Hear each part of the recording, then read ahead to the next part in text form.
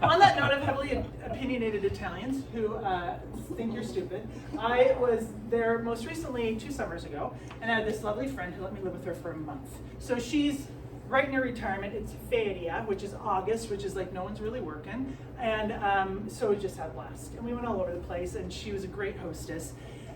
But it's like, in Seattle we have our foodies, right? And like Portland has foodies, and people are really into food, and they're studying food. This woman was like an Italian foodie, okay? So Italians have almost no fast food, right? Everything's from the grocery store, and they go home and they cook it, and they eat it with their family. And that's real, like that's not a joke, that is normal. So she's fantastic. She teaches me how to make tiramisu, and is very picky about how the pasta is prepared. Of course, I'm eating more pasta again, I don't fight it anymore.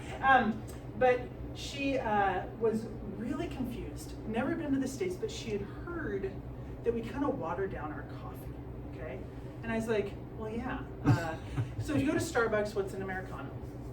It's an espresso shot with water, okay? She is like, ugh, like, really? Like, that's so gross. I said, well, actually, we really like it in buckets. That's what we want a bucket of coffee. We fill it with nice sugar and milk. We drink it, and then we make another bucket. That's American coffee. We just do it all day. And we're all about volume, right? We like Slurpee-sized coffee, right? That's how we live. And she literally cannot imagine, because they stop when they have coffee and they enjoy it and also, and they get this little tiny cup that we would just be like, give me my bucket.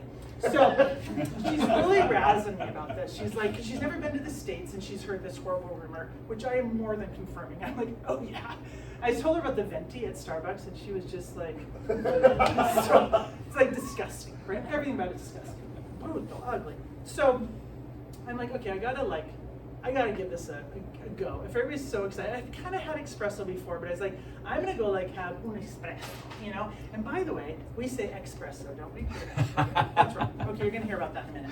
So I was going to the gym in her little town where I was living, and I would bicycle there. So there's a huge grocery store across the street. That's basically Fred Meyer of Italy, okay? But it's just a massive, I think I just remember, it's a big, huge grocery store that had a little coffee bar, and I knew that. So I was like, I'm just gonna go, I don't know why, to the grocery store and have a coffee. So I go in, and there's all these Italians, and they're reading their papers and hanging out looking cool, and it's a little intimidating, okay, because Italians are just a little intimidating. They just seem a little grumpy some of the time, especially the real true blue ones. So I get up close to the bar, and the barista is basically has 5 arms. Okay, so this human is just like at Starbucks, they're kind of talking to you. Oh no.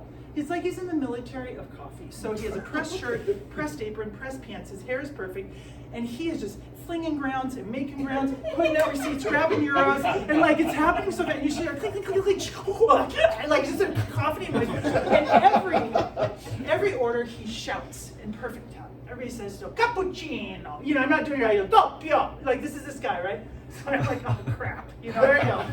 Heading in to get shut down, I can feel it. So I go over there, kind of carefully, and I kind of hang out, and eventually kind of gives me slight eye contact, and I was like, vorrei un espresso, right? Thinking I did pretty good. No, I would like an espresso. Un espresso, So Americans are often disliked in small towns. So I wait, I pay, somehow that magically, because I was like, is he gonna make eye contact with me and tell me how to pay this? So he gives me a receipt, I pay it, I give me a little espresso, and I walk off to the side now because I just kind of want to get out of his zone. It's kind of stressed me out. So I'm just standing in the middle of a grocery store in Italy, okay? And there's kind of a jewelry and perfume shop, there's receipts printing in the grocery store, there's babies crying, there's shopping carts.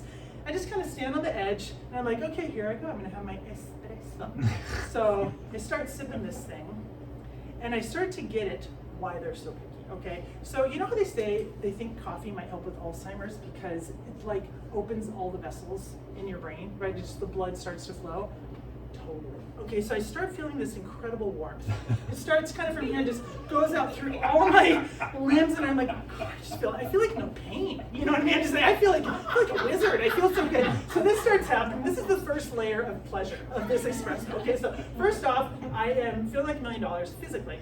And then I start getting these really wonderful thoughts. I'm like, isn't it amazing that we even make jewelry? I mean, we go into caves and we get stones. And we actually send them That's amazing. Okay, and our shopping cart's amazing. Because I mean, we put a thing in and they have the wheels and they carry and receipts they print. Isn't that incredible? Sit here by myself, kind of and everybody around me seems to not be having the same experience. You know? I'm totally tripping. I'm tripping in a grocery store in Italy by myself. And pretty soon, of course, I want to touch people. That's like my shouldn't we all be in a cuddle pile right now?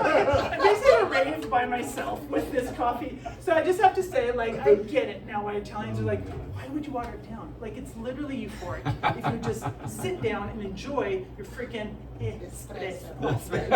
From now on, it has no accident in your life, okay? So, yeah, that was my last big lesson.